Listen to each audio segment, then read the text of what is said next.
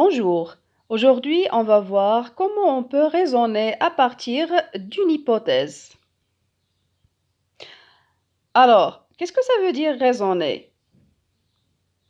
Alors, raisonner, c'est-à-dire utiliser la raison pour réfléchir et analyser des faits et trouver finalement des explications logiques.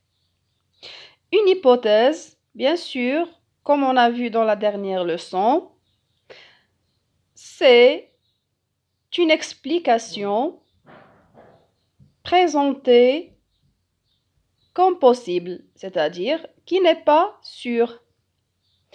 Alors maintenant, on va voir un exemple, toujours avec l'inspecteur Justin, qui va raisonner à partir d'une hypothèse. Alors il a dit, que viennent faire ces seringues et ce sac de sang dans le coffre de la voiture de Gary? Il se peut qu'ils soient destinés à la police scientifique. Mais ce n'est pas lui qui est chargé de cette affaire. Oh non! Gary serait donc le vampire?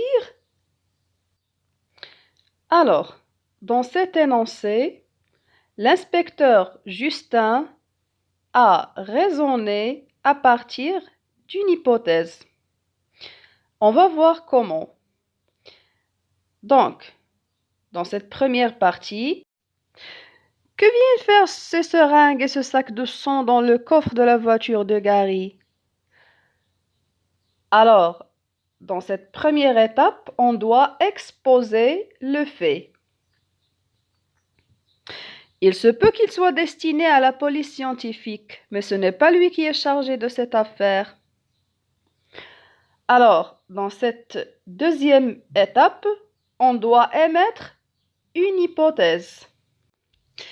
Et pour exprimer l'hypothèse, on a utilisé l'expression « il se peut que ». Oh non! Gary serait donc le vampire? Alors là, on est arrivé à la troisième et dernière étape, dans laquelle on doit tirer une conclusion. Et la conclusion est introduite par donc. Et le verbe est conjugué au conditionnel présent.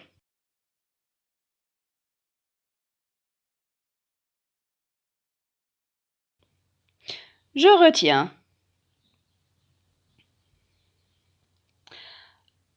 Pour raisonner à partir d'une hypothèse, il faut suivre le schéma suivant. Première étape, on expose les faits. Deuxième étape, on émet une ou plusieurs hypothèses. Troisième étape, on développe l'hypothèse pour arriver à une conclusion. Et pour formuler des hypothèses, on peut utiliser le conditionnel, bien sûr le conditionnel présent et le conditionnel passé.